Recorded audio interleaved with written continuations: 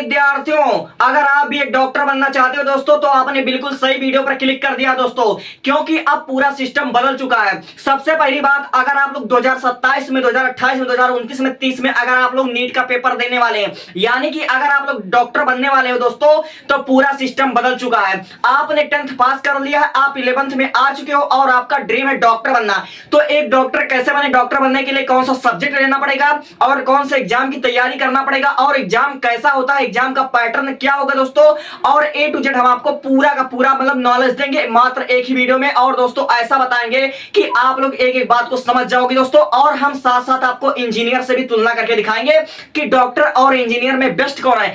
बच्चों के मन में अक्सर डाउट रहता है दोस्तों कि हम 12 में, हम 11th और 12th में मैथ सब्जेक्ट लें कि बायोलॉजी लें। जैसे कि हम डॉक्टर बनना चाहते हैं, लेकिन बहुत से बच्चों को ऐसा लगता है कि इंजीनियर बेस्ट है, तो हम आपको डॉक्टर और इंजीनियर दोनों के बारे में बताएंगे। और चूंकि मेडिकल का एग्जाम का पैटर्न बदल चुका है, तो हम आपको पूरा नॉलेज देंगे, बशर्ते आपको वीडियो में अंत तक टिकना पड़ेगा। सबसे पहली बात, आपने 10th पास कर लिया है, आप 11th में आ चुके हो। अगर आपका सपना है डॉक्टर बनने का, आप डॉक्टर बनना चाहते हो, दिल से बनना चाहते हो, तो दोस्तों अब अपना आंखें खोल लो। स्कूल तो खुल चुका है और अपना आंखें खोल लो दोस्तों, क्योंकि यहां पर केवल मेहनत करने से सफलता नहीं मिलती दोस्तों, मेहनत करना पड़ेगा और साथ ही साथ आपको चक्रव्यूह भी तोड़ना पड़ेगा। ठीक है दोस्तों, तो 11th से अगर आपको डॉक्टर बनने का सपना है तो 11th में आपको साइंस स्ट्रीम चुनना पड़ेगा और साइंस स्ट्रीम में आपको पीसीबी सब्जेक्ट लेना पड़ेगा, यानी फिजिक्स, केमिस्ट्री और बायोलॉजी। मुख्य सब्जेक्ट आपका जीव विज्ञान रहेगा दोस्तों। आपको बायोलॉजी से पढ़ाई करना पड़ेगा 11th और 12th। ठीक है दोस्तों, आपने सबसे पहले 10th पास कर लिया है, पहला स्टेप तो आपने कंप्लीट कर ही लिया। अब चाहे जितने आपके मार्क आए हैं डज नॉट मैटर, आपका 10वीं का मार्क केवल आपके आधार कार्ड का मतलब वो दिखाने के लिए होता है और ज्यादा यूज नहीं होता है। अब 11th से आपका फ्यूचर डिसाइड होगा। तो अगर डॉक्टर बनना चाहते हो तो 11th और 12th में आप पीसीबी सब्जेक्ट को सिलेक्ट कर लीजिए, आप बायोलॉजी से पढ़ाई करिएगा और साथ ही साथ आपको नीट की तैयारी करना पड़ेगा दोस्तों। और नीट एग्जाम के बारे में हम आपको बता देते हैं। सबसे पहली बात, नीट एग्जाम क्या होता है। नीट एग्जाम एक कंपैरेटिव एग्जाम होता है जो खास करके मेडिकल वाले बच्चों के लिए कराई जाती है दोस्तों। पहले ये वाला परीक्षा जो होता था ये आपका मतलब ऑफलाइन होता था, बच्चों को मतलब 180 क्वेश्चन दिए जाते थे और उसको गोला भरना होता था। लेकिन अब 2027 से जो नीट का परीक्षा होगा दोस्तों वह सीबीटी मोड में होगा, यानी कंप्यूटर बेस्ड टेस्ट होगा। यानी अब यह भी परीक्षा सीयूटी की तरह और अदर एग्जाम की तरह जो भी ऑनलाइन परीक्षा होता है यह अब ऑनलाइन होगा। नीट का परीक्षा 2027 से यह ऑनलाइन होगा, कंप्यूटर बेस्ड टेस्ट होगा, सीबीटी मोड में होगा। अब सीबीटी बोर्ड में यह परीक्षा होगा सीबीटी मोड में। ठीक है दोस्तों, नीट यूजी क्या होता है। नीट यूजी एक एंट्रेंस एग्जाम होता है जो खासकर मेडिकल वाले बच्चों के लिए, जो बच्चे फ्यूचर में एमबीबीएस डॉक्टर बनना चाहते हैं, बड़ा डॉक्टर बनना चाहते हैं, उनके लिए यह परीक्षा कंडक्ट कराई जाती है। इस परीक्षा में आपके टोटल 180 क्वेश्चन होते हैं। 90 क्वेश्चन आपके बायोलॉजी के होते हैं, 45 क्वेश्चन आपके फिजिक्स और केमिस्ट्री के होते हैं दोस्तों। और प्रत्येक क्वेश्चन आपका 4 नंबर का होता है दोस्तों। और एक क्वेश्चन को करने के लिए मात्र आपको 1 मिनट दिया जाता है, यानी 180 क्वेश्चन मात्र आपको 3 घंटे में सोल्व करना पड़ेगा। और चूंकि नए शिक्षा नियम के हिसाब से आपको 15 मिनट अब एडवांस में दिए जाएंगे, यानी अब आपको 3 घंटा 15 मिनट में 180 क्वेश्चन सॉल्व करना होगा दोस्तों। ठीक है दोस्तों, तो 11 12th में पीसीबी लेना और साथ ही साथ नीट की तैयारी करना दोस्तों। अब बहुत से बच्चों का प्रश्न ये होता है कि खर्चा कितना आएगा। तो देखो मेरे भाई, अगर नीट का तैयारी तुम ऑनलाइन करते हो, यानी कोई बैच लेकर किसी भी आप अच्छे इंस्टीट्यूट से, किसी भी अच्छी कंपनी से अगर आप लोग बैच लेकर पढ़ाई करोगे दोस्तों, तो जब बैच लेकर पढ़ाई करोगे तो किसी का बैच आपका 4000 रुपया होगा, किसी का आपका 8000 रुपया होगा, किसी का 10000 रुपया। यानी 11th से नीट की तैयारी करने का जो ऑनलाइन फीस होगा वह आपका 4000 से लेकर 10000 रुपया आपका बैठ जाएगा। आप कुछ एनसीईआरटी किताब खरीदोगे, कॉपी खरीदोगे, तो यानी आप लोग 4000 से लेकर 8-10,000 रुपए में अच्छे से नीट की तैयारी कर सकते हो।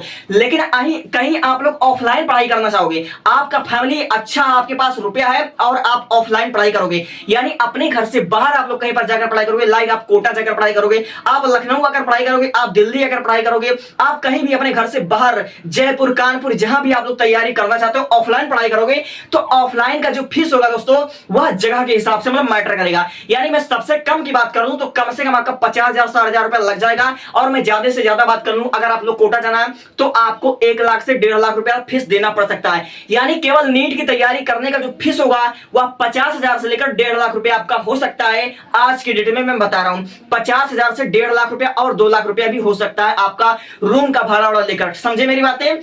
ठीक है। और नीट एग्जाम जब क्वालिफाई कर लोगे, 720 नंबर का यह होता है नीट एग्जाम, और 720 में से तुम्हारा जो टारगेट होना चाहिए कि मुझे कम से कम 620 नंबर मिल जाए, मैं कम से कम 625 नंबर ला दूं। अगर आप लोग नीट के एग्जाम में 720 नंबर में से 620 ले आओगे, 625 ले आओगे, 650 नंबर ले आओगे और 650 नंबर से ज्यादा लाते हो तो आपको मिल जाएगा एम्स कॉलेज। अगर आपको एम्स कॉलेज मिल जाएगा तो आपकी जो मेडिकल की पढ़ाई होगी बिल्कुल ना के बराबर फीस में हो सकती है। अगर आपको एम्स दिल्ली मिल जाता है, एम्स त्रिपुरा मिल जाता है, एम्स खड़गपुर मिल जाता है, अगर एम्स कॉलेज आपका मिल जाएगा तो मात्र आपका 15-20 हजार रुपया पर एनम में आपकी मेडिकल की पढ़ाई हो जाएगी। 15-20 हजार रुपया पर एनम, यानी 15-20 हजार रुपए में पूरे साल की पढ़ाई। और मेडिकल का जो पढ़ाई होता है, जो एमबीबीएस की डिग्री होती है 5.5 साल की होती है, तो समझ लीजिए आपका 80,000 1 लाख रुपए में पूरा एमबीबीएस कंप्लीट हो जाएगा सरकारी कॉलेज से, एम्स कॉलेज से। ठीक है। और वहीं आप लोग नीट एग्जाम क्वालिफाई नहीं कर पाए, आपने एक बार परीक्षा दिया, 2 बार परीक्षा दिया, 3 बार परीक्षा दिया और नीट आपके बस की नहीं है दोस्तों, और प्राइवेट कॉलेज से एमबीबीएस करोगे तो प्राइवेट कॉलेज से एमबीबीएस करने का 50 लाख से लेकर 1 करोड़ 1.25 करोड़ रुपया है। भारत की बात कर रहा हूं, भारत की बात कर रहा हूं। ठीक है दोस्तों। तो जो नीट एग्जाम क्वालिफाई कर लोगे, एम्स कॉलेज मिल गया तो एम्स कॉलेज से तुम 5.5 साल का एमबीबीएस कंप्लीट करोगे। एमबीबीएस एक डॉक्टर की डिग्री होती है जिसमें 4.5 साल तो आपका पढ़ाई होगा, टोटल आपका 8 सेमेस्टर होता है और 1 साल आपका मतलब प्रैक्टिकल होता है। ठीक है दोस्तों। 4.5 साल की पढ़ाई प्लस 1 साल का इंटर्नशिप, और आपको 4.5 साल से कुछ पैसे मिलने लगते हैं, 15-20 हजार रुपए आपको मतलब शुरुआती आपकी कमाई होने लगती है। यानी आपको 12 पास करने के बाद एक डॉक्टर बनने में कम से कम 5.5 साल लगेंगे। 5.5 साल में आप एक डॉक्टर बन जाओगे, आपके नाम के आगे डॉक्टर लग जाएगा दोस्तों। और फीस आपके मतलब आपके परफॉर्मेंस पर मतलब अच्छा निर्भर करता है। अगर आप लोग नीट एग्जाम क्वालिफाई कर लिए, आपको गवर्नमेंट कॉलेज मिल गया तो आपका फीस बिल्कुल ना के बराबर हो जाएगा। लेकिन वहीं आपने मेहनत नहीं करा, आपने पढ़ाई नहीं किया, केवल अपने घर वालों का पैसा बर्बाद किया और आपको नीट एग्जाम क्वालिफाई आप नहीं कर पाए, तो भैया आपको प्राइवेट कॉलेज से पढ़ना पड़ सकता है। और प्राइवेट कॉलेज से अगर नहीं पढ़ोगे तो तुम्हारा डॉक्टर बनने का सपना सपना ही रह जाएगा, तुम डॉक्टर शायद नहीं बन पाओगे। ठीक है। तो आपने एमबीबीएस कंप्लीट कर लिया, लेकिन आप बड़े लेवल का डॉक्टर बनना चाहते हो, आप कार्डियोलॉजिस्ट बनना चाहते हो, आप हृदय का डॉक्टर बनना चाहते हो, आप न्यूरोसर्जन बनना चाहते हो, आप सर्जन डॉक्टर बनना चाहते हो, आप बड़े लेवल का डॉक्टर बनना चाहते हो, तो आपको क्या करना है दोस्तों, आपको एमबीबीएस कंप्लीट करने के बाद एक और entrance exam NEET PG exam qualify करना पड़ेगा। आपको नीट पीजी एग्जाम क्वालिफाई करना पड़ेगा। और नीट पीजी एग्जाम जब क्वालिफाई कर दोगे तो 3 साल का एमएस या एमडी करोगे। एमडी एमएस क्या होता है? मास्टर ऑफ मेडिसिन या मास्टर ऑफ सर्जरी। ये 3 साल का अगर आप लोग कर लेते हो तो आप बड़े डॉक्टर कहलाओगे। फिर उसके बाद आप किसी भी ब्रांच से, लाइक आपको कार्डियोलॉजिस्ट बनना है तो आपको परफॉर्मेंस अच्छा करना पड़ेगा। आपका परफॉर्मेंस अच्छा रहेगा, आप अच्छा नंबर लाओगे तब मतलब आप कार्डियोलॉजिस्ट बन पाओगे। कार्डियोलॉजिस्ट बनने के लिए आपका परफॉर्मेंस अच्छा होना चाहिए, तब कार्डियोलॉजिस्ट बन पाओगे। तब 2 साल का अपना मतलब किसी भी ब्रांच से, चाहे आप कार्डियोलॉजिस्ट बनो चाहे न्यूरोसर्जन बनो, उससे आप लोग क्या कर लोगे, स्पेशलिस्ट की डिग्री हासिल कर लोगे। तो कुल मिलाकर बात एक है कि डॉक्टर बनने के लिए कम से कम आपको 10 से 12 साल लगेंगे। आपको 1 या 2 साल नीट एग्जाम मतलब निकालने में लग जाएगा, 5.5 साल आपको एमबीबीएस करने में लग जाएगा, 3 साल आपको एमडीएमएस करने में लग जाएगा और 1-2 साल आपको स्पेशलिस्ट का डिग्री हासिल करने में लग जाएगा। एक सबसे बड़े लेवल का डॉक्टर बनने के लिए आपको कम से कम 10 से 12 साल लग जाएंगे। और मैं बात कर दूं सैलरी की, तो दोस्तों अगर आपने केवल एमबीबीएस कर रखा है, यानी एमबीबीएस आपने कर रखा है, तो भी आप एक डॉक्टर हो। और इंडिया में एक एमबीबीएस डॉक्टर की जो सैलरी है वह 35,000 40,000 से लेकर आपका 60,000 है। आप कितने अच्छे डॉक्टर बन पाए हो ये आप पर डिपेंड करता है। यानी भारत में, मैं उत्तर प्रदेश की बात कर लूं, मैं दिल्ली की बात कर दूं, मतलब जहां जहां तक मतलब मेरा अनुमान है 35,000 से लेकर 60,000 रुपए आपकी सैलरी होती है प्राइवेट मतलब मेडिकल में, प्राइवेट हॉस्टल में आपका होता है सैलरी। और कहीं आपको गवर्नमेंट मिल जाता है तो आपका 80,000 रुपए सैलरी होता है। 80,000 रुपए सैलरी होता है एक एमबीबीएस डॉक्टर का। और कहीं आप लोग बड़े लेवल के डॉक्टर हो, जैसे कार्डियोलॉजिस्ट हो, न्यूरोसर्जन हो, तो उनकी जो सैलरी होती है वह 1.5 लाख रुपए से 2.5 लाख रुपए पर मंथ होती है। 1.5 लाख से 2.5 लाख रुपए पर मंथ होती है भारत में नाउ डे, मतलब आज के डेट के हिसाब से 2027-28 की मैं बात कर रहा हूं, इतनी सैलरी होती है। समझे मेरी बातें? तो हमने आपको सब्जेक्ट बता दिया, परीक्षा बता दिया, पैटर्न बता दिया और किस मोड में होगा वो बता दिया, और हमने पूरी डिग्री बता दी है। अब आपको आगे क्या करना है ये आप लोग डिसाइड कर लीजिएगा। अब हम क्या करते हैं, थोड़ा इंजीनियर से आपको तुलना करके बता देते हैं ताकि आपको मतलब थोड़ा अंदाजा लगे कि दोनों में बेस्ट कौन है। ठीक है दोस्तों। तो इंजीनियर बनने के लिए आपको 11th और 12th में पीसीएम लेना पड़ेगा, फिजिक्स केमिस्ट्री और मैथमेटिक्स सब्जेक्ट लेना पड़ेगा।